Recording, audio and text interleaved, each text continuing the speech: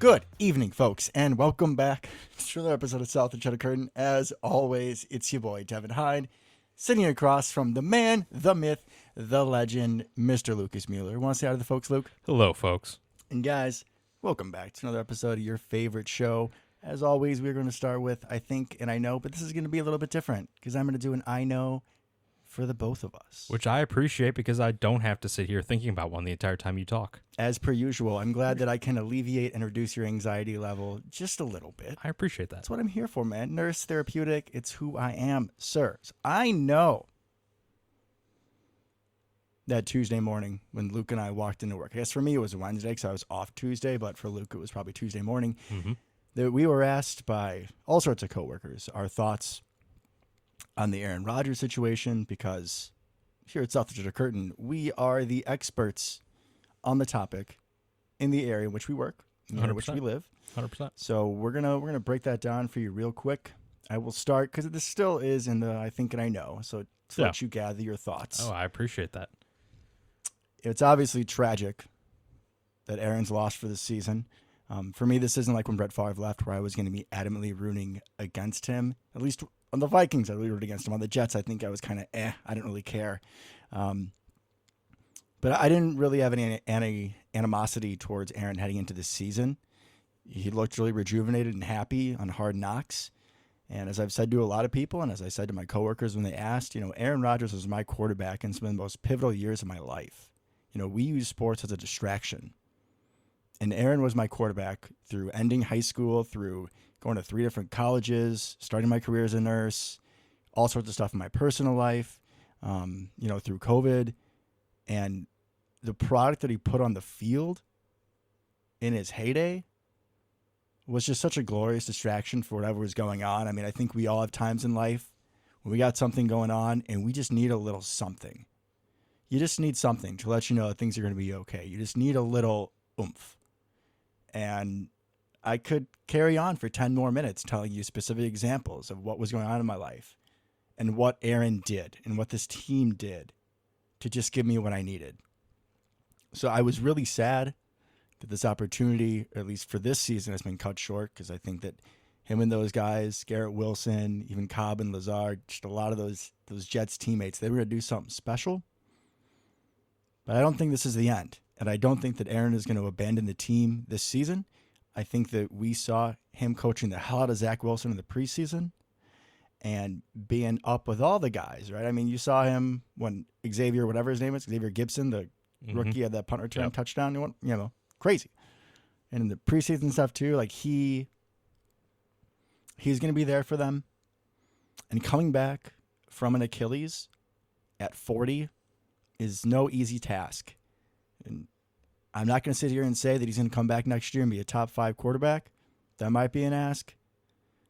But if you think this is how Aaron is going to go out, barring a setback, you don't know Aaron Rodgers. Ooh, man, that was good. That was good. You brought up a lot of points I wanted to, but that's okay. I'll do my best. I think, like you touched on, Aaron was such an important part of our lives, right? Still is to a certain extent. Saw us through so much. I mean, our entire high school career as well, technically. Yeah, we could be cocky pricks the entire time because of Aaron. Thank you, sir. Greatly appreciated. I remember watching the Super Bowl, right? I watched the Super Bowl, that 2010 Super Bowl. I just started dating my now wife not too long before that.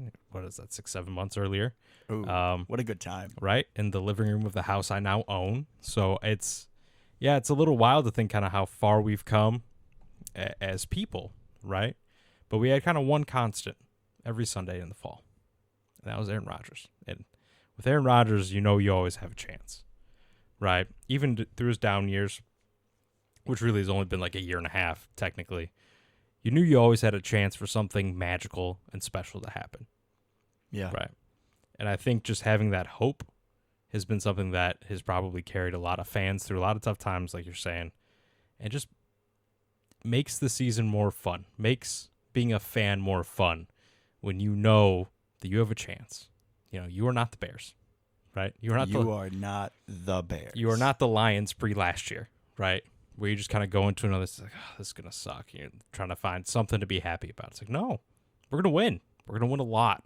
And it's going to look awesome because we have one of the greatest quarterbacks of all time doing it, right? So I think to see him go down the way he did, it kind of hurt, man. Like, that was rough because you knew something was wrong, right? So he was kind of gingerly getting back up, and then when he sat down again on the field, I was like, oh, no. He doesn't just do that, right? No. Where you've seen him play through a ton of pain and come back from crazy injuries and crazy pain, right? That Bears game, huge example. He comes back all drugged up on whatever he was drugged up on. Toradol helps. Yeah.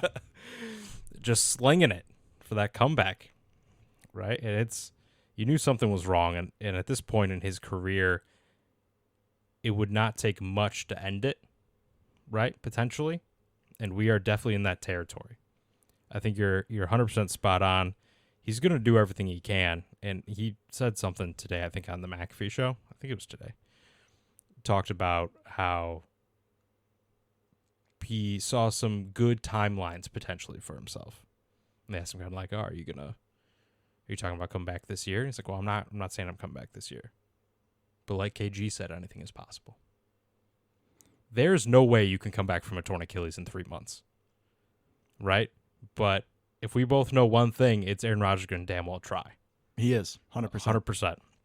So I think, like you said, I was looking forward on some level to seeing kind of what he could do with the Jets, right? It's a real double-edged sword because selfishly we want a better pick, right? We wanted him to play 65% of the snaps. Not going to get there. And the team to suck, Mm-hmm. right? Which realistically wasn't going to be possible for them to be actually bad and him play the whole season. Correct.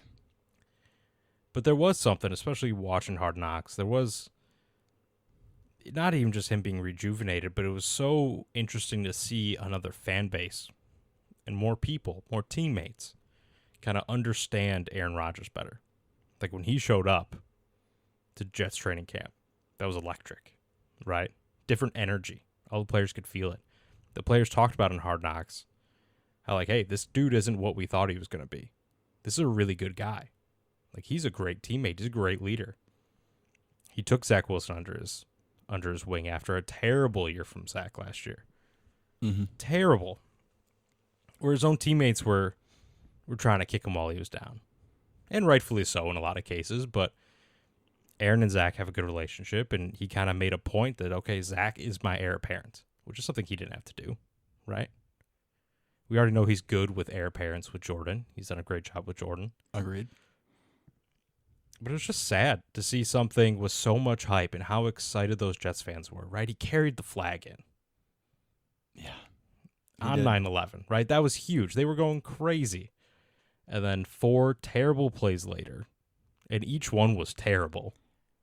Yeah, man, that's something. Sorry, I don't mean to cut you you're off. good. But You're that's something they pointed out in Hard Knocks and had been a talking point, was just how bad the Jets' offensive line was. I think that's another big reason why the Bakhtiari trade rumors came around. It wasn't just like, oh yeah, let's get Aaron another one of his boys. Like, they didn't really need Randall Cobb. No. You could say they didn't really need Alan Lazard either. I could believe that. But I mean, they were saying that offensive line was an issue, and even before the play where Aaron went down, he was running for his life. And the rest of the game, so is Zach Wilson. So maybe we'll get to see another Packer quarterback play for them this season because Tim Boyle is now the backup. Timmy Boyle. Call Kurt Benkert. See what he's doing. He's posting videos of the best playbooks in the new Madden. So he's doing God's work too. He is. And he's trying to sell his football school thing he's got going on. I'm probably going to buy it one night. Yeah. Honestly, no shame. No shame. It's that offensive line is so bad. They put so much effort into that team where the rest of the team is awesome, right? You have multiple good running backs. Even without Devin Cook, Michael Carter is a pretty good running back to be your number 2, right? You have Garrett Wilson, who was going to be a star this year with Aaron, because I think Aaron would have gone full Devontae with him. I truly do. Obviously, that defense is really good and has a lot of really young talent, right? Which Robert Saleh, as we know, knows how to get the best out of his players. He does, and when you have good players, it's going to be scary. And they're young, too. I mean, you got like Amos back there, but that's at Quinnen Williams, Sauce. Williams' brother. I mean, they got young talent. They This do. team is only going to get better. Right? And Aaron's just going to be that kind of stately veteran captain to kind of steer the ship and show up and be magical once in a while when they needed it. I felt like that was kind of going to be the game plan. Yeah, he didn't need to be like game manager. Again, sounds insulting for Aaron Rodgers, but he didn't need to have a lot of his Packer heroics with how this team was constructed. Yeah, he just needed to pull them out every once in a while type of thing, get them over the hump. They just needed not Joe Flacco or Mike White or Zach Wilson to play quarterback, basically, and they would have done awesome last year. Mm-hmm. But yeah, just sad thing to see, and I think obviously it sounds like he's going to try his absolute damnedest to get back, which is no shock, right? There was a split second, I'm like, man, is this it? Is he done? Because if we just watch the end of Aaron Rodgers' career, I'm going to be very sad about that. But I'm glad to hear that he's going to try to work back, and I think he definitely tries to give it one more year for sure. I know you listen, Aaron, so you should just know that south of Cheddar Curtain, we're rooting for you, buddy. We absolutely are. We had to touch on that, but there's something else we need to touch on today too. Oh boy. I don't know if you guys heard, but the Bears still suck. Our Green Bay Packers going to Chicago with a Bears team that I think was feeling pretty confident. Oh God, they were cocky for no reason, but they were. Had a lot of Bear fans, and there might be some of you listening to this show that happen to be, part of that group. Probably a little sad, probably a little salty, probably a little nervous about what's about to come, and as you should be, because our Green Bay Packers went into Soldier Field and spanked the shit out of the Bears, 38-20. Aaron wasn't wearing a Packers uniform, but it looked like he was because Jordan Love straight out balled. Do you know who is the NFL's highest rated passer currently, Luke? I believe that would be one Jordan Love. I'm loving the sound of that. And honestly, of all stats to lead the league in after week one, that is the most Rodgers-esque one to lead the league in, so I love it. I see what you did there, and I loved it too. Should we just keep a counter on how many times you make love puns tonight? Oh my God. How many intentional or unintentional? Doesn't matter. I'm loving them either way. I mean, where do we even begin with this game? Where do you want to start? Oh God. Well, let's just start with the offense. All right. Let's kind of get it out of the way. If I may. Go for it. I've connected with one of our fans lately, and I gave him a little teaser for the show that I wanted to expand something I've hit before. I once asked, or I guess maybe I didn't ask, but in the poem, Romeo, Romeo, wherefore art thou, Romeo, in the effing end zone. That's where he is. Twice? Twice? Are you kidding me? Was that Devontae out there? I mean, that one in the corner? Sir. That was pretty. Sir. I don't know what it is about like the beard and the charm he has, man, but there is something special. We heard all offseason about how him and Jordan Love, were playing catch in the offseason, running routes, getting in sync after all last season it was Christian Watson. And previous to the season, it was all Romeo Doubs, right? He was lighting up training camp. He was the preseason darling. And then with the injuries, we saw a little bit early. He had a few nice catches, but he kind of trailed off, especially, I believe it was an ankle injury later in the season. Kind of seemed to linger on him. It's the season of love, and Romeo is back, baby. Oh, my gosh. I love that you started there.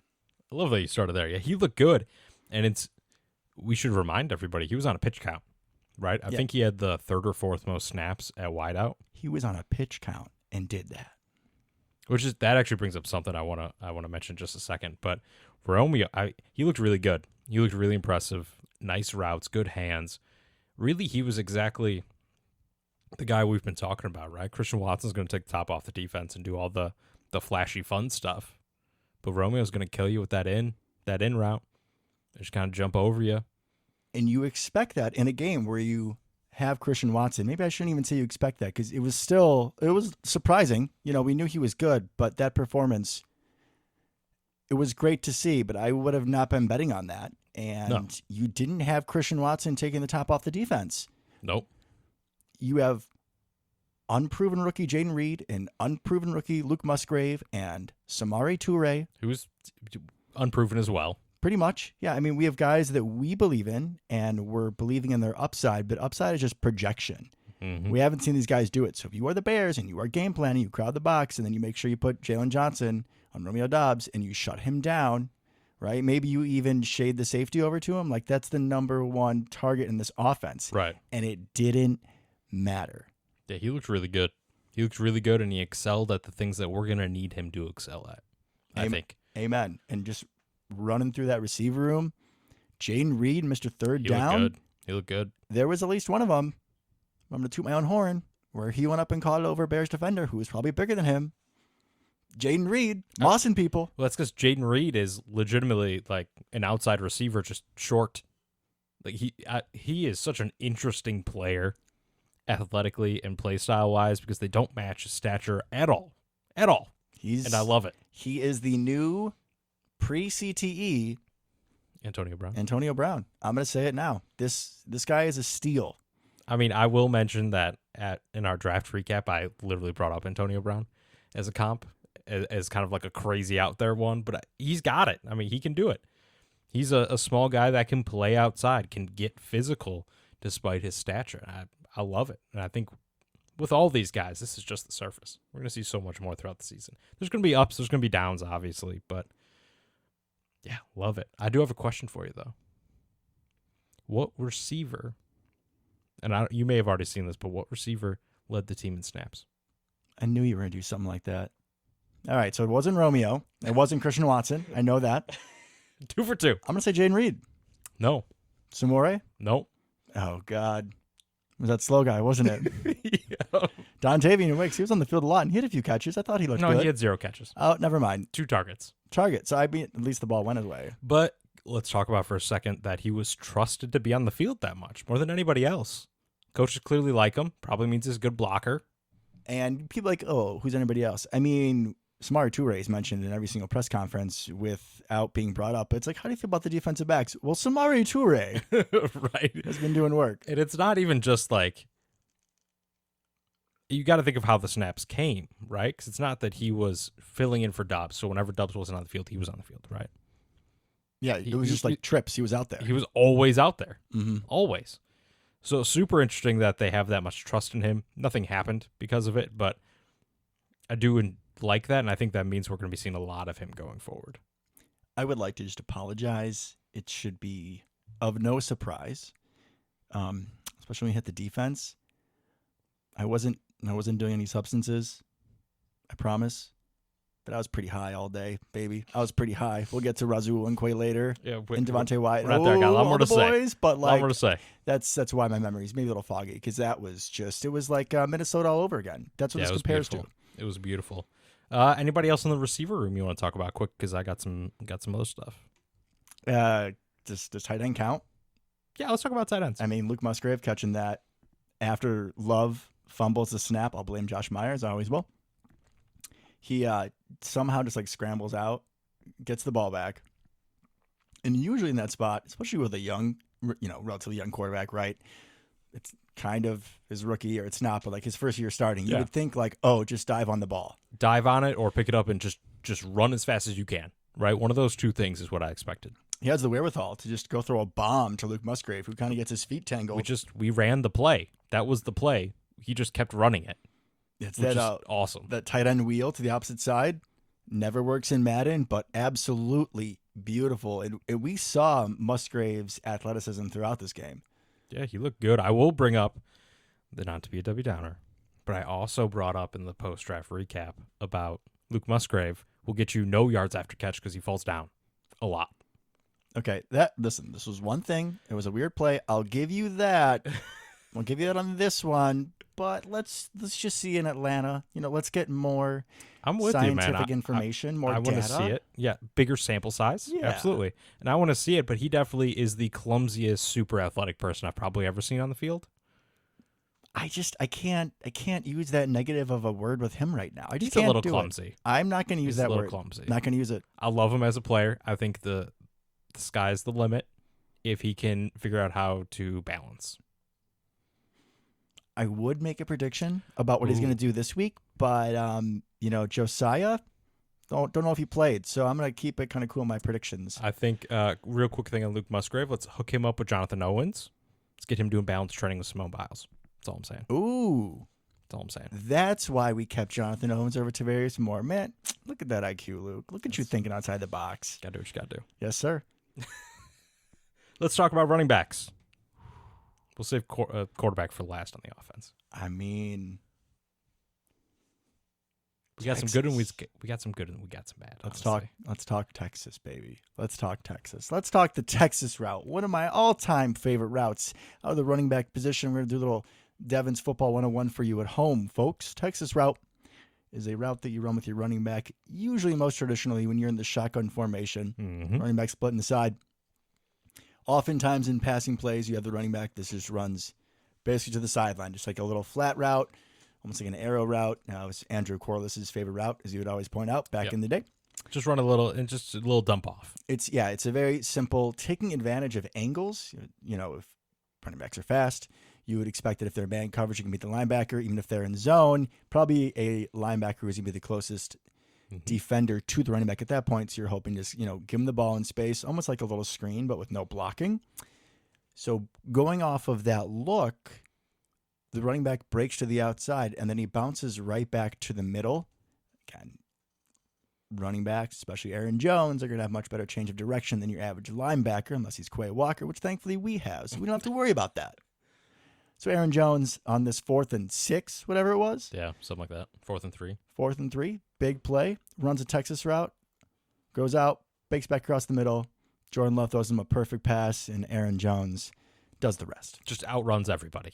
And then pulls his hamstring on the play, but still gets his way into the end zone. Yep, and runs into the tunnel. Yeah. He had such an incredible day, which is very frustrating as well, because he looks great on the first drive, right? We scored a touchdown. We tied the amount of opening drive touchdowns we scored all of last year, right? 1 is all we did last year. Well, it's all about love, baby. That's the difference. It is, right? So he's in the game, marched down the field, scored a touchdown. Beautiful. Everybody's super happy, right? But So then what do we do? If we're Matt LaFleur, what do we do next, Devin? Nah, that worked too well. Let's not do that. They're going to predict it. Let's just more or less bench our best offensive player, not named Dave Bakhtiari, for essentially the rest of the half. Yep. Just for funsies, right? We want to keep the game close. It's not fair if we use Aaron Jones all the time. And I'm not talking like he has to be out there every play. He can't be at this point, right? We know that. But not a single rush after that first drive. Not a single one. In the rest of the first half. At least he made up for it in the second half, though. Oh, boy, did he ever. Jones got the ball big time, and he was the difference maker. 100%. It was like, oh, hey, yeah, we're not really winning by a lot. We should probably, give him the ball. And then he scores immediately. Totally weird, bro. It's just, he's so good, man. How do you forget about him for a half? I don't know. When we do our interview with Matt LaFleur, we can ask him that. We're going to have to, honestly. That screen, phenomenal. The block. Oh, beautiful. The blocking. We had a double team block. Josh Myers tried. We had wide receivers double teaming down the field. That is beautiful. A lot of play design in this game was exceptional. We got to see some Matty LaFleur, and I love it. I absolutely love it. Even if there was a weird option pass. I like option. It was weird. Didn't work. No, it didn't. But it was fun. It was cool. Yeah, it was fun. It's a look you can work off of. And slightly off topic, but my absolute favorite part of the game was when we did that super weird pistol look. Oh, where we had 2 fullbacks to the left, essentially. Oh my God, I love it. Did we even have a receiver on the field? Maybe one? I think backside. We went super heavy, and we did that. It wasn't just one play. It was tight ends just everywhere. And it wasn't just one play. It was 4, 5, 6. Yeah, and I loved it. I love that formation. I love weird stuff like that. And with this offense, with the pieces that we have, we always talk about the pieces and how it's chess. We go super heavy. But this isn't teams of old where it means you have Tyler Davis and Dominic Daphne out there. Sorry, Tyler Davis. I kind of miss you still. Not sorry to Dominic Daphne. Not sorry to Dominic Daphne. But with these tight ends that we have, these pieces that we have, we can run that, and we can hit play action, and we can hit them in the mouth with play action with those personnel groupings. Because you can still send Musgrave deep. And you can still send Tucker Kraft on a 5 or 10 yard route. He'll still do something. Absolutely. He's still a viable target in the passing game. It's even Josiah. I mean, he's not classic fullback, right? So he can at least do something. He can leak out there, if nothing else. But I love that. I love all the weird stuff. Matt, give us more weird formations. I'm here for it. Yeah, that was a lot of fun. He was asked at some point this week about how often Jordan like changed the play at the line, and it was like once or twice, like barely. I think you said, if I remember right, once, but that was only because like we didn't get the play call in. That was So you just exactly had to it. call something. Yep. Which is awesome on multiple levels because then Jordan also has the wherewithal to just call a good play. Right? We knew Aaron could do that. Just call a play. But Jordan, probably not as simple as that. But once again, outstanding. We should probably talk about AJ Dillon. We talked about all the good. Yeah, there were some stats that I saw on the Reddit which make me feel a little bit better. AJ Dillon is the perfect Packer running back. He was made to play in Green Bay in the cold, which means in November and December. We've seen this last year too, early in the season, he just doesn't look like himself, and he just didn't have it, man. And we'll go to it later, but we're going to see how many snaps Aaron Jones gets this week if he even plays. So we definitely need a bounce back game from AJ Dillon. It's just he didn't feel like the force that we've seen in the past. You hate seeing a power back like that be so indecisive and just not running behind his pads, bro. Not like powerful. Just run somebody over. It's almost like at some points shades of Eddie Lacy, not good Eddie Lacy, but like fatter and slower, and then thinking he could juke people Eddie Lacy. Like, I understand it's probably in the wheelhouse, but if your trucking rating is like 90 and your juke is like 62, I'm hitting that truck stick every time. Every time. Every time. So let's put some numbers to this, right? Do we have to? Yeah, do you happen to remember them offhand? Because I'm just going to read them out. They're going to be depressing. Okay, 13 carries. How many yards? 22. Man, you are optimistic, sir. 19. Averaging 1.5 yards a carry. You know what we wanted to do? We really wanted to improve Jordan Love's third and long confidence. Good thing he was elite at it. He was. Yeah, it's so weird. It's so weird. He's such a big guy, big, strong guy, and then he just doesn't do anything with it, right? It's like if you're playing basketball, right, and there's always that, like, 6'4", 6'5" guy. And so he should get all the rebounds, right? And somehow he doesn't. He plays like he's 5'6", right? It's like just play with the body you have, right? Stop trying to do other stuff. Do what you can do that no one else can do. Aaron Jones can't be trucking linebackers all the time. AJ Dillon, you can, right? But what you can't do is the jukes and the spins and the squirt through the holes. You kind of got to stay in your lane. And he just plods, right? He's not a big, strong Derrick Henry, explosive, violent runner, right? He's not like that. The problem is right now I don't know what he is. He's just kind of big and not particularly quick or agile or fast. He's not at Derrick Henry's level, but if I was categorizing him, I think he's definitely a power back. Well, it's power back, but like I said, he's not violent, right? But think of some other power backs. Really, even AJ Dillon's good games. Think of some other power backs you want him to be like. Marshawn Lynch? Nope, not it. Not even close to the same play style, right? Even Marion Barber.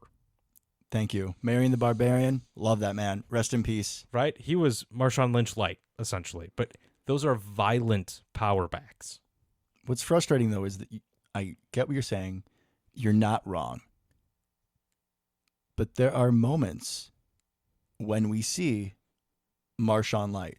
Like, you see him run over people. We didn't see it today, and we don't always see it, which is the weird thing, right? When you were making your basketball analogy, I was going to say, yeah, the 6'4" guy who doesn't go for rebounds, he doesn't have heart. He's a little bitch.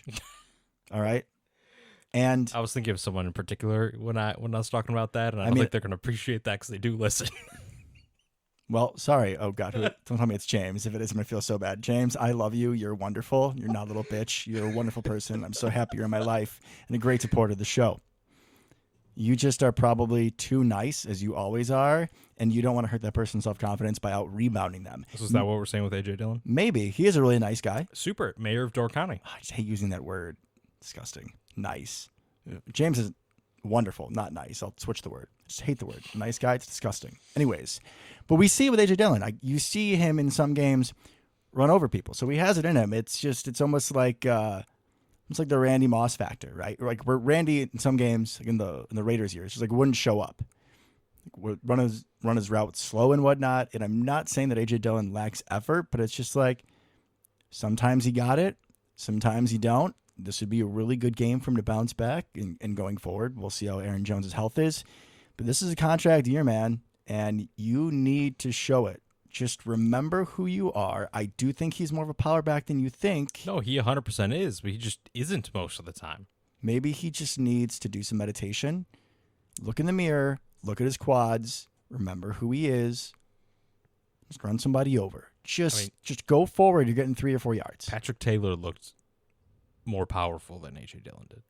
And Patrick Taylor's a power back as well, I would say, if you had to categorize him.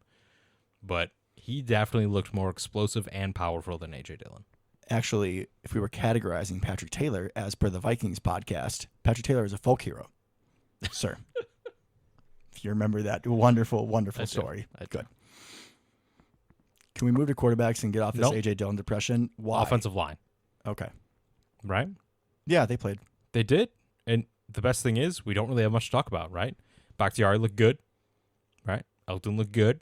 Josh Myers looked meh, right?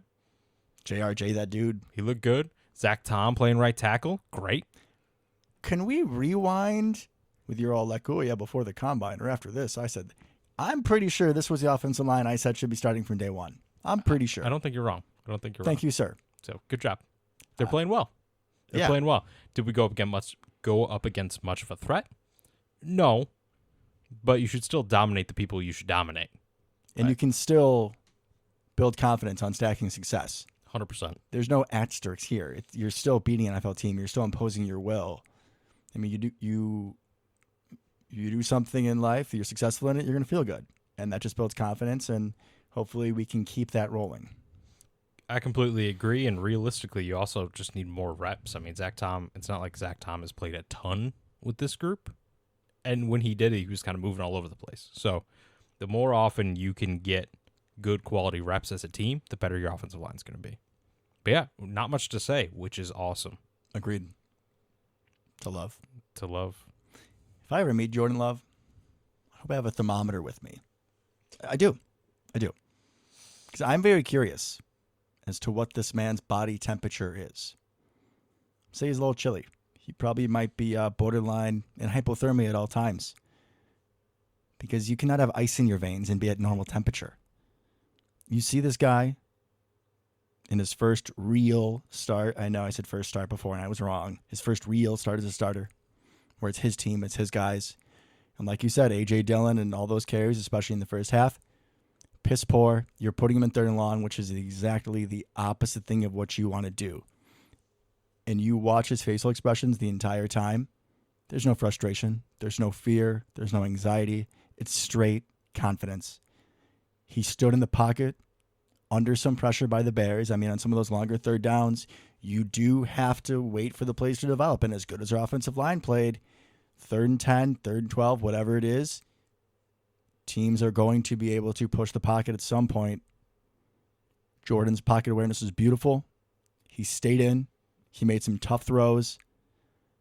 And I mean, it was a better performance that I could have ever hoped for, which is not being indicative or negative of my opinion of him. He just looked amazing. And I loved Rashawn Gary after the game when Aaron Andrews was trying to interview him. And he said, stop playing with him. Stop playing with him. This is QB1. This is our guy. This is Jordan Love. This is our boy. And you could just tell how much the entire team rallies behind him and how excited all of them were for him, man. Like, we're going to ride or die with him. And again, it's wonderful to see. It was such a great game. I agree. Obviously, it's not like we scored a touchdown every drive or something, but overall, really good performance. And I think what you brought up about the team kind of getting behind him, This is J Love's team, 100%, right?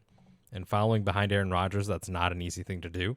But he's got everybody bought into him, which is not necessarily an easy feat in his shoes. No, not at all. I do want to bring up, have you watched any of the quarterback school before? I'm giving Luke a look. I know. It's kind of a rhetorical question. But, so for those of you that don't know, highly recommend watching Quarterback School by J.T. O'Sullivan, former Packer, right? 2004. Who was a quarterback in the NFL, journeyman, didn't really, career backup, basically. Like tenure, though. He was yeah, around he for was, a while. he was in the league for roughly 10 years. Flew around, played for a million teams, including the Packers for at least a little stint. But he does breakdowns of different quarterbacks every week, right? It goes through kind of the all-22 footage and explains the concepts of the offense and the route concepts and what the defense was doing and all that kind of thing and what he liked and what he didn't like. I bring this up for two reasons. He did Justin Fields and Jordan Love's this week. Before I get into Jordan Love's, because I think he had some really key takeaways that help me understand a little bit better what you're seeing, what's good, what's bad, and even what was bad was also good at the same time. I don't know if you watched this episode or not. I have not yet, but I know what I'm doing with the rest of my night. Yeah. Oh, it's fascinating. Jordan Love's only half an hour. Okay. Justin Fields is an hour. And I suggest maybe watching that one first because it's hilarious. He hates multiple Bears players. He hates Chase Claypool. Well, I feel like the whole country hates Chase Claypool. He does at this point. He hates Nate Davis, their right guard. He hates Cole Kmet and just calls him a eligible tackle multiple times and says he's too slow. If he wants to come on the show sometime, JT, come on down. And where I'm actually going with this, besides just it's hilarious to watch him just bash the Bears for an hour and be like, what are they doing? Like, this isn't a thing in football. What is this concept? What are these route trees they're doing? The comparison between Jordan Love and Justin Fields is very, very stark, right? And Justin Fields has a lot more experience under his belt. Yes. Jordan Love came into the league earlier, but he has played far less reps. What you saw in Justin Fields' tape was that he really struggled with anticipation, trusting his eyes, reads, progressions, most things that you need to do this whole quarterbacking thing at a high level. Where people would be wide open, he just wouldn't see it or wouldn't turn it loose, right, into NFL windows. And then you watch Jordan Love's, and even on the plays he missed, J.T. O'Sullivan was talking about, but that's great anticipation. That's where the ball has to go receiver-wise, and that's when it has to be released. Yeah, you can miss a throw and still have made the right decision. Correct. And that's it. It's about a lot, especially at young quarterbacks, it's about the process, right? Yeah, seeing your reads, going through your progression, knowing what the defense is doing, moving quickly. Yeah, are you reading it right? Do you start here? Do you look at the right spot? Are you looking linebackers off to create throwing windows? Which he did incredibly well to Jaden Reed. So on Jaden Reed's, I'm sure you saw this highlight, right? Where Jaden Reed's coming across the field, and he's kind of going between the two inside backers. And Jordan Love stares to the right of one of the backers to draw him in, basically to put both backers in the same spot. And he keeps staring right as Jaden Reed goes to the left of the inside backer and keeps staring right as he throws the ball to the left to Jaden Reed. And on the broadcast, you think, oh, that ball's a little behind. Like maybe if he got it a foot further out in front, Jaden Reed can catch it and turn up field. You don't realize that my guy is throwing a no-look pass, so the linebacker stays in his spot and has no idea the ball is going to go whizzing past him. That's what we call a no-scope. That's extra embarrassing. It's beautiful. It's beautiful. And yeah, okay, so the pass could be a little bit better. Could have picked up a couple more yards. But that's phenomenal quarterback play. And the play doesn't happen if he doesn't look off the linebackers. Correct, because that linebacker, in this case especially, was Tremaine Edmonds. You don't exactly want him trying to shadow read over. That's window's going to not be open at all, probably. No, Tremaine Edmonds is 6'5" and a problem, and he runs like a cornerback. So, yeah, that window gets closed quick. Very quickly. But just watching those two videos, astounding the difference. Because Jordan Love, and he had a lot more time, obviously, because our D-line destroyed their offensive line. Oh, we're going there. And our O-line was great.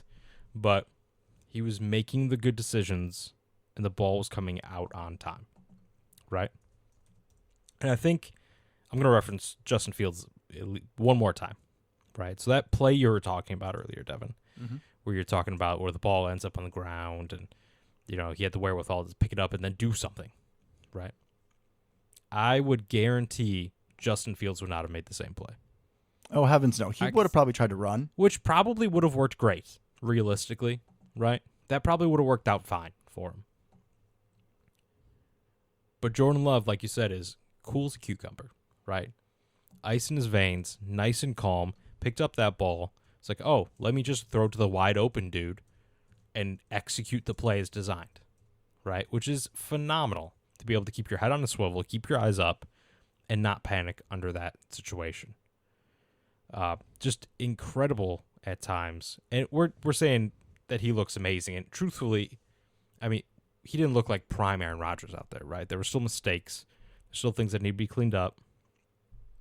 But a lot of the pieces were there. It's just about consistency. Can you do this every time, right? Can you improve your accuracy a little bit? There's one into Dobbs where he threw it a little high, and if Dobbs doesn't get a hand on it, that's a pick, right? Mm-hmm. That's not great, but it was the right decision. The ball was thrown on time to the right spot. Yeah, accuracy is not going to be perfect. Correct. And Rodgers wasn't his first year either, and no, we should not be comparing.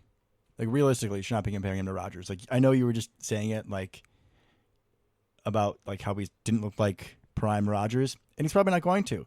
Jordan Love could go win us 4 Super Bowls and be a wonderful MVP quarterback. I'm not saying he's going to be, but he could still do that and not like prime Aaron Rodgers, because when he was on, there was nobody better.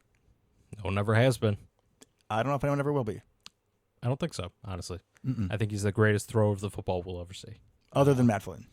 Obviously, for that one day.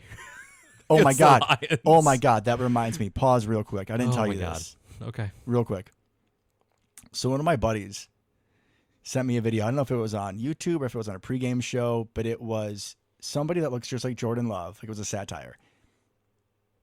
Dressed up in a Jordan Love jersey, running around saying, like, oh, I'm number 10. I'm not as good as number 12, but they're trying to have me replace number 12, but I'm just number 10, so I'm not good enough. And I was like, do you know actually who has the all-time record for passing yards and touchdowns in a game for the Green Bay Packers? Yeah, it's a number 10. It's Matt Flynn. Maybe I should do some research before you put something like that together. How insulting. They should be fired immediately. Maybe their house is burned down.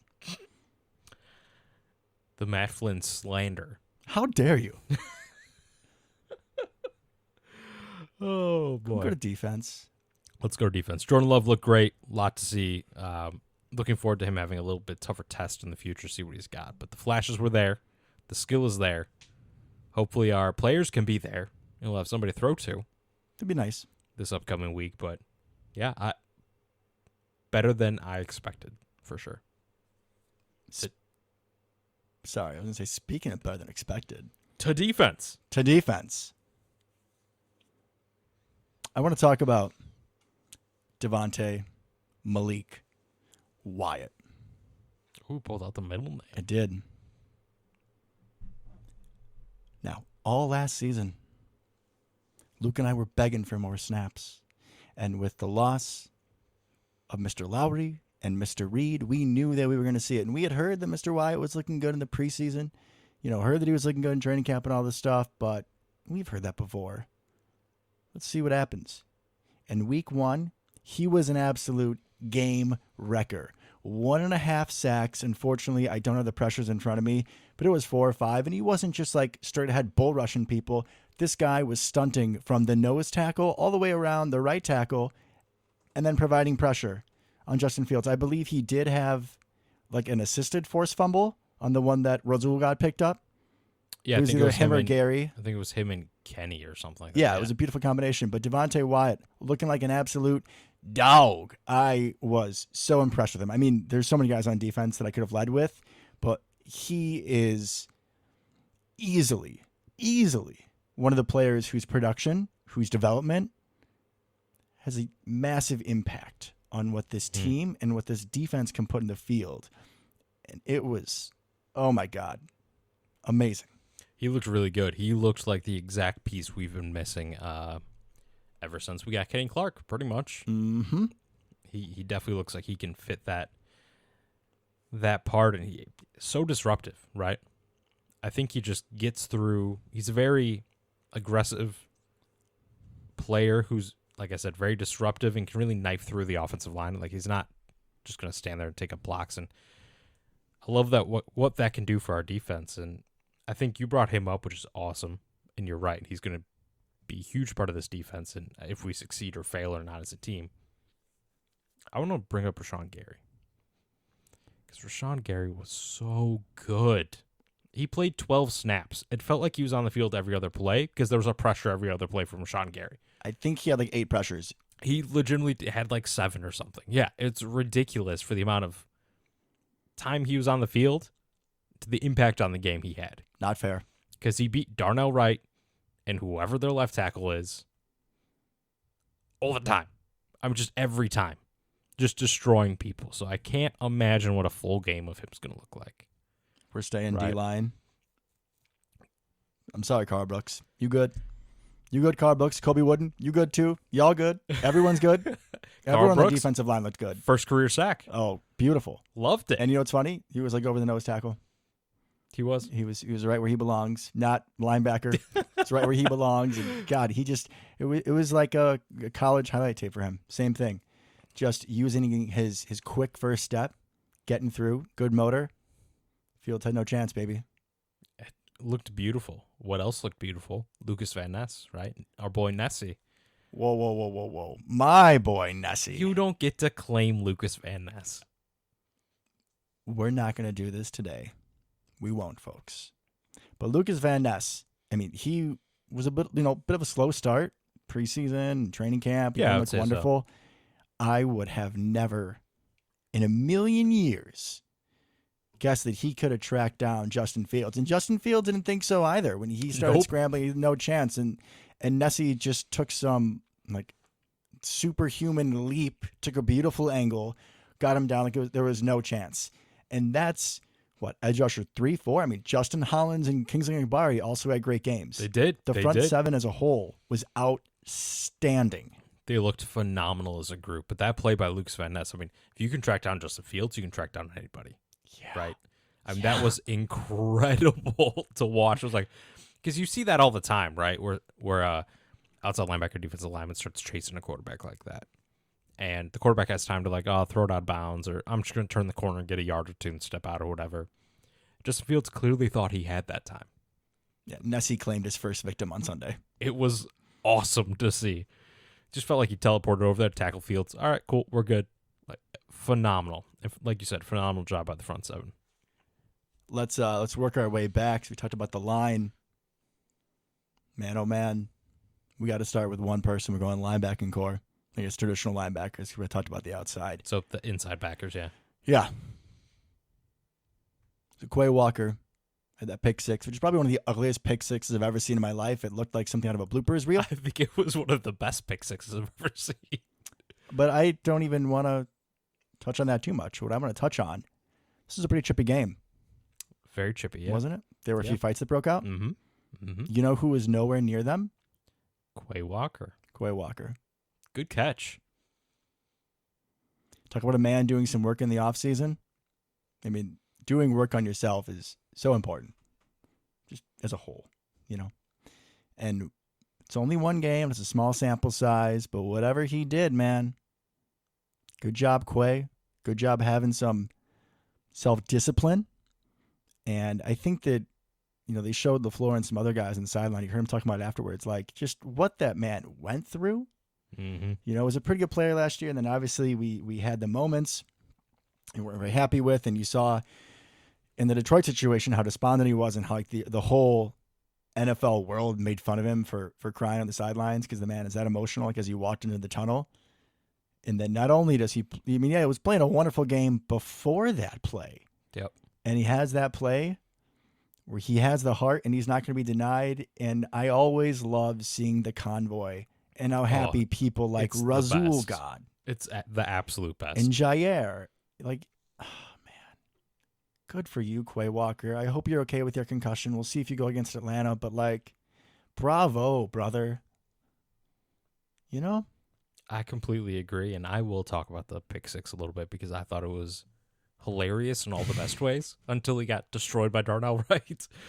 But him just like bouncing off Roshan Johnson, their running back, and then just be like, oh, gotta go the other way. Flip. It was hilarious.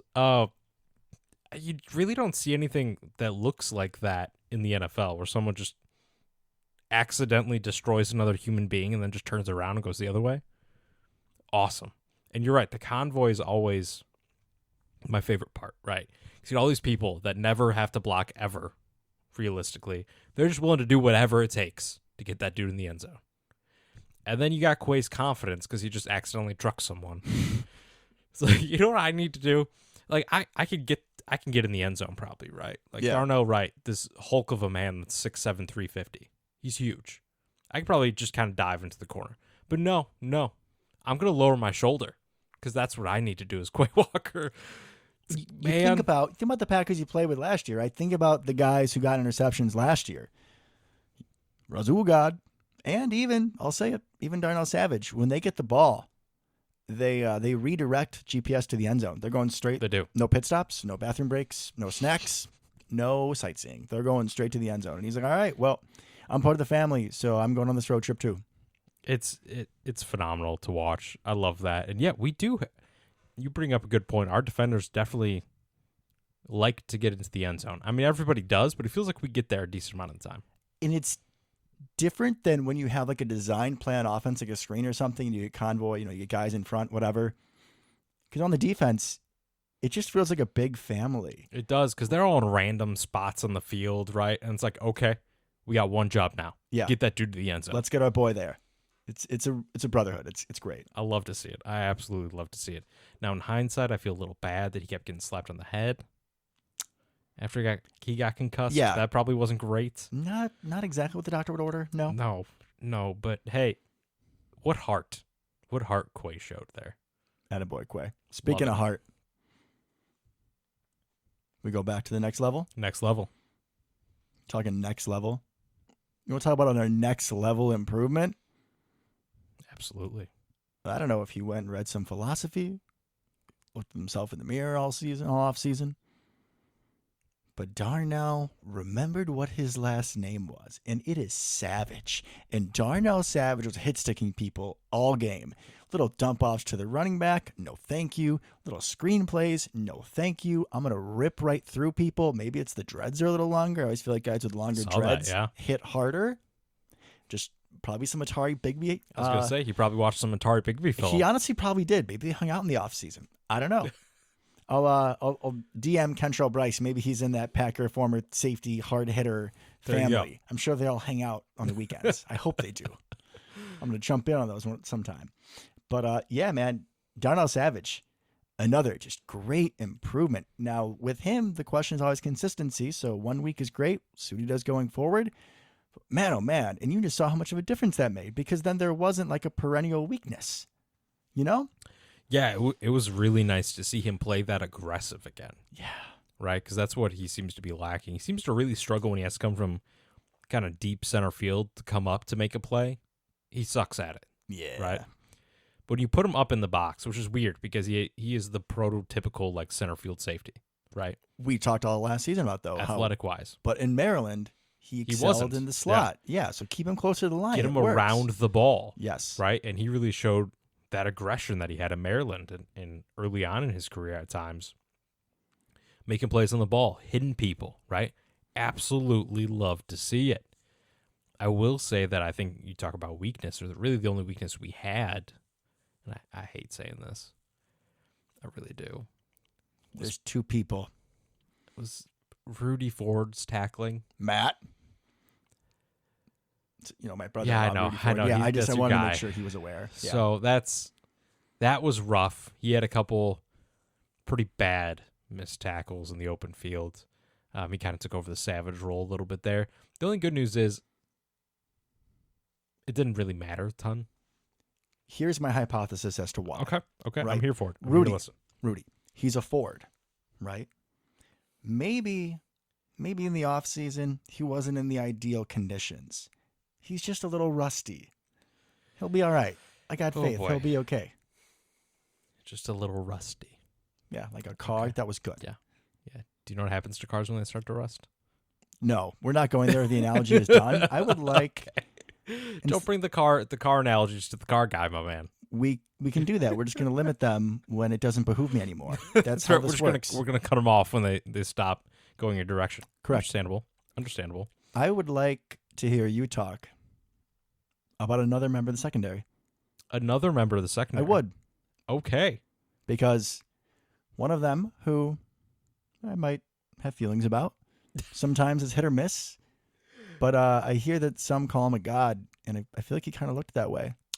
You are absolutely right. Rasul looked great. He had that fumble recovery, obviously. That was another this isn't real moment. I know.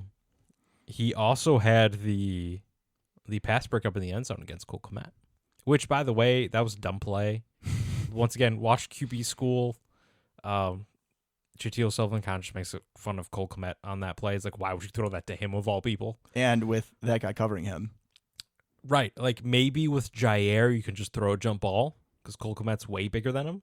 I mean, I'm not saying it's a good idea, but, like, philosophy-wise, that yeah, makes I get more it. sense. Throw it up to the big guy. You know, Jimmy's and Joe's, not Right. X's and O's. Right. Sure. But, yeah, dumb play, but then Rasul just like, bam. Nope. Pass deflection. And he had a couple of those also screenplay blow-ups. He did. Because He apparently Jair's rubbing off on everybody. Bears only have like 3 plays they can call, and screens are 2 of them. Yeah, they're so weird, man. And they're just like lack of wanting to get DJ Moore involved makes no sense. Because if of all people on that entire team, who's the one person you would want to throw a screen to? Roshan Johnson. I'm kidding. It's I DJ know. Moore. It's Yes, 100% DJ Moore. He's made for that. He's a yards after catch monster. And with the screen game, once we saw in the first quarter that Chase Claypool did not want to play, why would you not give it up to the blocking god that is Equanimeous St. Brown? Like, actually, though. It's a good question. They also relied on Robert Tunyon to be a lead blocker on one of those, which is like, if you'd not his strong suit. Not his strong suit. I don't remember seeing, I think his name is Mercedes. Yeah, why wasn't he out there more? That makes no sense. Because the Bears just did not want to win. They Right. just didn't want to win. I don't know why. After all that Make no shit sense. talk and being all confident, they just didn't want to win. And obviously, they were successful in not winning. Which was beautiful. One more position group. Jair had a good game, by the way. Jair looked like Yeah, Jair. Nixon was fine too. Yeah, Nixon was all right. I think he had a screen blow up as well. I'm pretty sure he did. Yeah, Pretty much the entire team had a screen blow up. It's nice when that's every play run against you. You could just collect quite a few of them. Let's talk about people that kick footballs. I was going to say kicker, and then I was like, nah, kind of want to bring up Mr. Daniel as well. Could have said we fence, but I know you wanted to specifically talk about them. Yeah, Mr. Carlson hit a what, 50-something yarder? 52, something like that. He's on a hot streak. It could have been good from, I don't know, like 60. 97 or something. Like that. He boomed it. And I know, was it you or was it JP that kind of brought up like, okay, calm down. It's one kick. I'm like, hey, with the inconsistency he showed for his first actual real honest to God kick to be 50 plus yards in Soldier Field, and he just bombs it straight down the middle. What more can you ask for? Yeah, he's going to miss kicks, obviously, but that tells me it's there, right? In training camp, he missed a ton of kicks. He was missing kicks short. He was like 4 of 8 some days. Yeah, right? So it's like, I just want to, same, it's almost kind of to a lesser degree the same as Jordan Love. Like, I just want to see it, right? I want to see what that good looks like. Because I know it's not going to be every kick. I know it's not going to be every throw for Jordan. But I just want to know it's there. And we can work on consistency and bringing it out more frequently. Man, that was a thing of beauty. And kicking all those touchbacks, oh, love it. I'm pretty sure it was JP. I would have to look through the text messages, but I don't think I probably said anything negative on Sunday. Yeah, don't temper my excitement about kickers, man. I was a pretty happy camper. I have no idea why, but I was feeling pretty good. Daniel Whelan looked good. Yeah. He had some nice punts. First Irish-born player in I think so, yeah. however many years. Irish, Scottish. Which I'm happy for. I always get those confused, which is so bad, but I just do. He's Irish. He's Irish. He's okay. Irish. Jane Reed, not a kicker, but we fence. He had a great punt return. He did. He looks explosive. He does. He looks like an honest-to-God natural back there.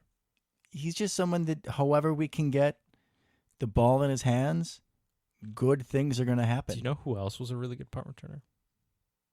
I'm waiting. Antonio Brown. Whew, Elite punt returner. weird. Now, just checking real quick. Yeah. Vontez Perfect. Is he on the Raiders or is he retired? I think he's gone.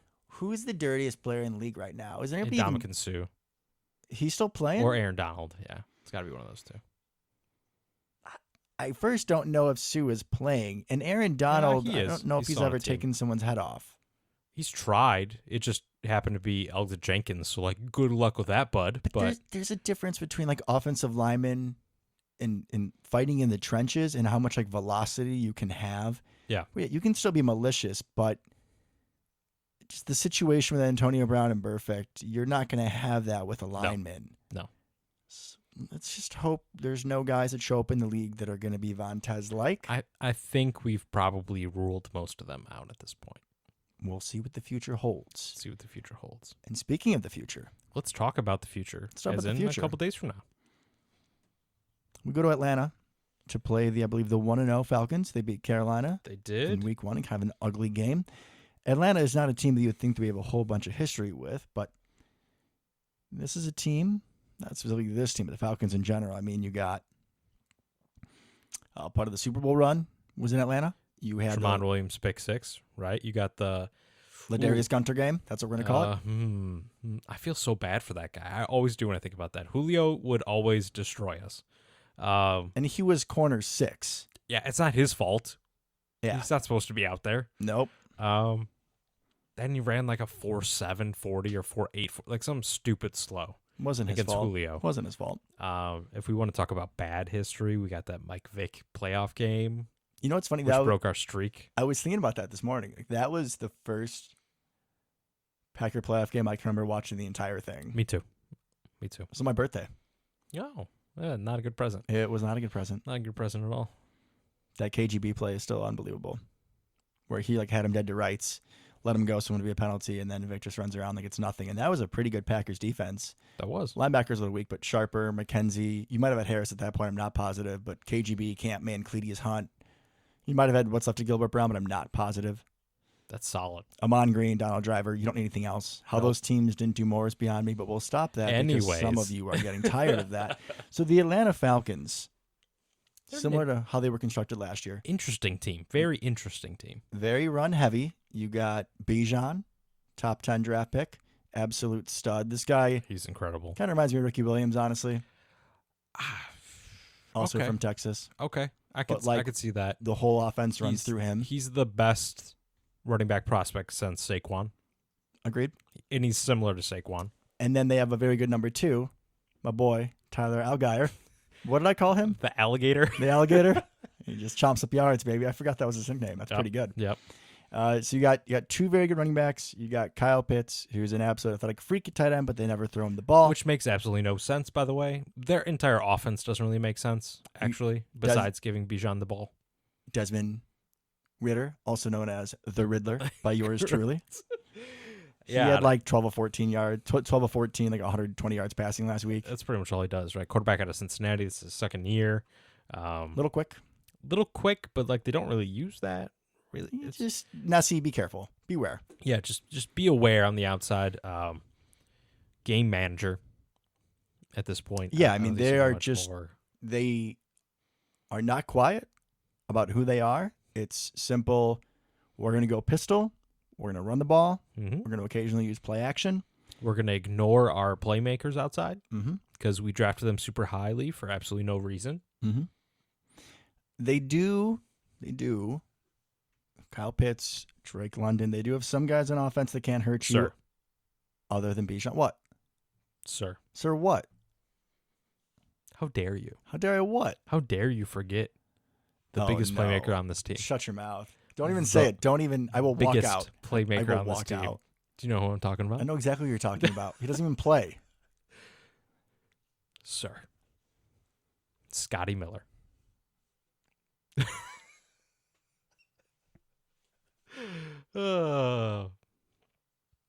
Which we have a history with, which is I'm glad he's no longer on the Buccaneers. But Yeah, so for those of you who don't know, because you aren't as crazy as Luke and I, Luke decided to bring up Scotty Miller, who was the wide receiver who took the go route from Tom Brady in the NFC Championship game, Against which Kevin was King. the difference maker, Kevin King. But Right also, for the it was the half. wrong defense, and Will Redmond was not in position, as he was not so much of the time.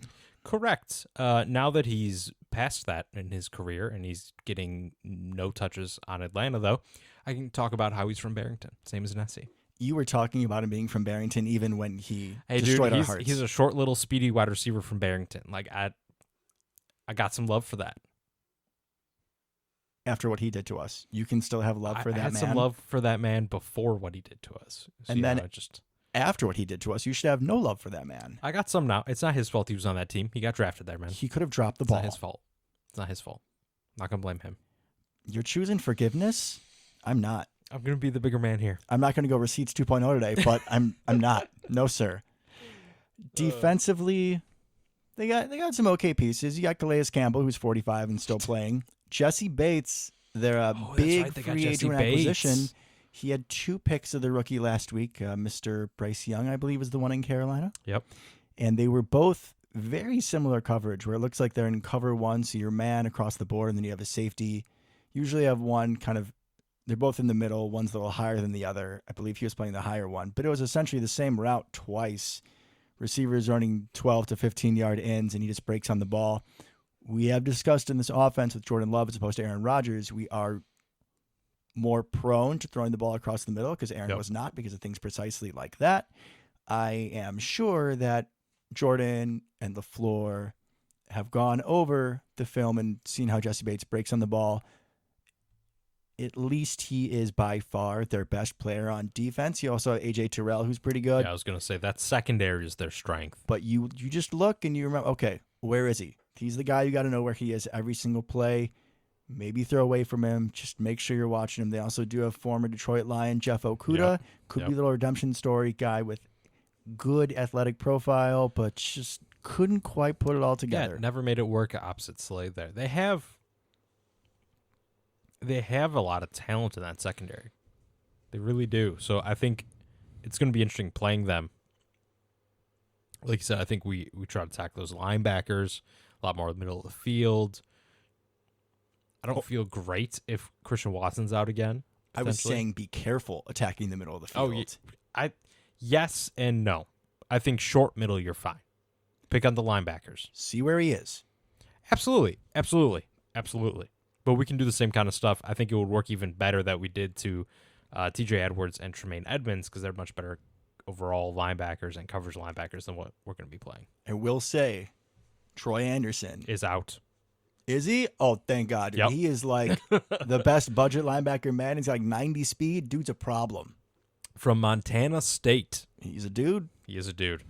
But yeah, he's out, so we don't have to worry about Whew. it. That's part of why I think the middle is probably a good bet. Okay, good call. It should be interesting. I think very similar to last week, our strengths will have to be the offensive and defensive line. I think we can push them around a little bit. I don't think the 75-year-old Calais Campbell is going to be that big of a problem, honestly. But outside of that, I think that's where their weakness lies. That's where we need to attack. I'm going to say it now. I'm hitting my Admiral Akbar button. It's trap. Oh, yeah, for sure. Because this is a team that can run the ball down our throat. Yep. And if we aren't physical up front, and if we, have a turnover or just are a little slow to start, this is a team, they get a touchdown, they get the ball back, can establish the run, control the ball, not allow Jordan Love to get in a rhythm. This is not a team that we should be thinking we should just roll over. I would expect us to win, but don't take them lightly. Completely agree. I think they're going to play a lot of ball control. It's going to be a short game, I think. Yeah, A have lot of running plans at like clock. 2 o'clock. Yeah. I do want to bring up do you know who their backup tight end is? Jonnu Smith? Yeah, that's a crazy athletic tight end group. Yeah, but he fell off the side of a planet, bro. Oh, it doesn't matter how good your tight end is if you don't throw to him. They have Kyle Pitts and they don't care. Yeah, it's a very athletic room, but They're not going to use them, so it doesn't really matter. They have very odd play calling on offense. I mean, it's good because they can just run the ball like crazy, given they have two good running backs. One great, one good. But, man, it's just weird they don't use any of their weapons. They It's should just weird. run a lot of play action. Spider to I banana, baby. How does Drake London not get a single catch week 1? He's like 6'5". Just throw him up. Just throw up the ball. That's what I'm saying. Like, how?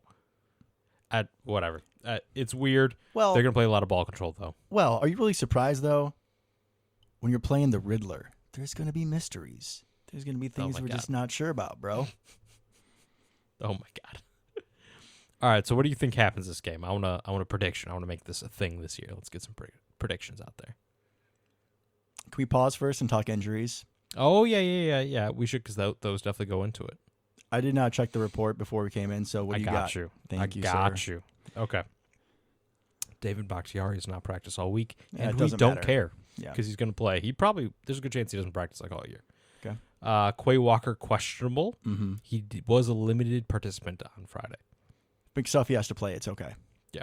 Yeah, I think this is not a. I mean, they are Bijan could be a a problem. very strong running game, but I believe in Isaiah. And also, before you go there, Mm-hmm. not having Quay Walker this game would hurt a lot. It's going to hurt a lot less than not having Quay Walker last year. Very true. I would say very true. But against Bijan, I want as many freaks out there as we got. You know. Fair. He made some people look silly on his little touchdown catch last week. He didn't meet Nessie. He did not meet Nessie. We got Christian Watson, who was a limited participant, also questionable. But Okay. that's progress from last week. He's probably going to play, is my gut. It looks like he probably will. It looks like Quay probably will too, honestly. Okay.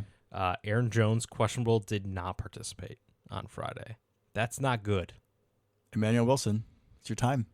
Maybe, or just more Patrick Taylor, Oh, yeah. because Emmanuel Wilson didn't get the ball. Patrick Taylor did. Was Emmanuel Wilson even activated? I think he was. We kept 4 backs for game day? That seems inappropriate. I don't know what to tell you, man. Okay, continue. Well, that's it. Okay. It's just those guys, really. So happy. It's a mixed bag, bittersweet. Happy because it looks like, well, obviously David. We're not even going to bring him up in the future unless he's out because he's fine, right? Quay probably going to go. Christian, I think, is going to go. Aaron, I don't think is going to go. 27-17. Bijan has 2 touchdowns. He's someone that it doesn't matter how good your defense is. He's going to get his. He's going to make us look stupid a few times. You know, it's going to be not quite the level of like old AP, but when you have a back that good, he's just going to be a difference maker, and that's okay. Just don't let the Riddler fool us with some of his puzzles. We'll be all right. Christian Watson probably gets a 45 to 50-yard touchdown. Romeo Doubs continues to look good. Patrick Taylor, 45 yards rushing. What about Dylan?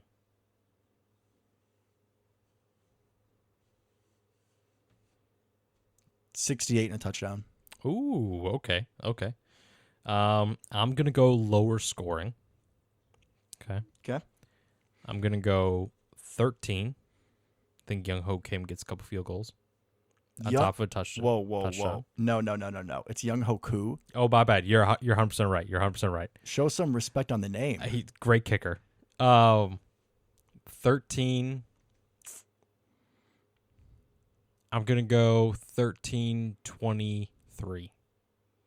I think we get a fair amount of Anders Carlson this game. I think we struggled to punch it in. So that's 2 touchdowns, 3 field goals? Yeah. Does he go 3 for 3 or does he miss one? I think he misses 1, 3, 4.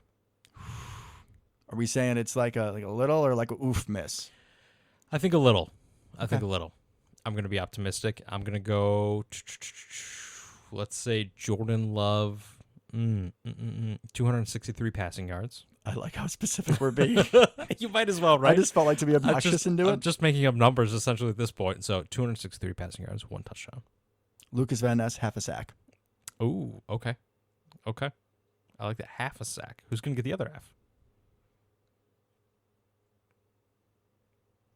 It'll be Devontae Wyatt with another 1.5.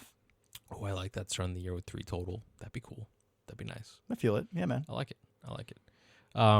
I like what you said about Christian Watson. I think if you get him on Akuda, especially, I think we can cook with that a little bit. Okuda or Okukta? Exactly. I think he's going to eat a little bit. I'm going to say Romeo gets another touchdown. I think he starts strong this year. I think he does. I mean, having Christian Watson back is only going to help him. And now, that Jaden Reed guy's a problem.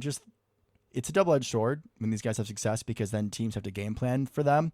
But then guess what? Teams have to game plan for them. Which is a good thing. So then you realize, like, oh, I'm just going to stay with Romeo. Oh, there's Jaden Reed. Oh, ooh, what do I do? Oh, that's a touchdown. Oh, unfortunate. I want to say Jair gets a pick, but I don't know they're going to throw very often. So it's kind of hard. But I'm going to go Jair gets a pick. I think he baits the Riddler. I know that I'm going to sound like a homer, but I'm just going to back my boy up because Razul was talking about Riddler and saying that he hasn't thrown a pick yet. Ooh. Now we're talking matchups. We don't always match up man perfectly, right? But I would hope that we would have Razul on the side that Drake London's on. Drake London is decently fast, but he's not not a Jalen burner. Waddle. No. Big frame guy. You want Razul on him. If they get down late, get a little desperate, or depending on where you put Kyle Pitts, Razul isn't a bad option there either. Completely agree. Better than Rudy Ford. We could probably just leave him uncovered and we'd be fine. No, I don't want to do that. I don't want to be watching sports and be like, oh, look, the Falcons finally found Kyle Pitts. That's true. Because the Packers couldn't find him. That's true. No, that makes sense. But I think we get out of this. It's going to be a low-scoring affair. I think we get out of here with a win. A win's a win. That's all I care about. I just want to keep on smiling, and all my coworkers are upset because the Bears suck, and it makes me a happy man. Absolutely. I do want to bring up one final thing before we go. Okay. We now have a social media manager. Don't know if you've noticed. Oh, yeah, man. We are popping. We are. So please go follow us on Instagram at @SouthEdgeSharedCurtain or Facebook @SouthEdgeSharedCurtain or email us if you have any questions, concerns, or comments at SouthEdgeSharedCurtain@gmail.com. Devin's just shaking his head, putting his head in his hands over there, but that's okay. Feel free. Love to hear from you. And at some point here, we'll probably start a merchandise website. Ooh, I like it. I mean, I'm sure that the lovely manager that we have on our social media platforms could totally get on that. 100%. 100%. We can make this happen. All right, so maybe for next episode, we'll start sending links and shit. Oh, boy. Okay. Let's do it. Got a week to figure it out. We will have 6 shirts priced at more very specific. Yeah, limited edition, $100 pop. So are we signing them? Sure. Yeah, absolutely. What would I would say like Devin Razul God, like what would your little thing be? I don't know. I got a week to think about it. You better. Alrighty, folks. Till next time. Go back, go. Go back, go.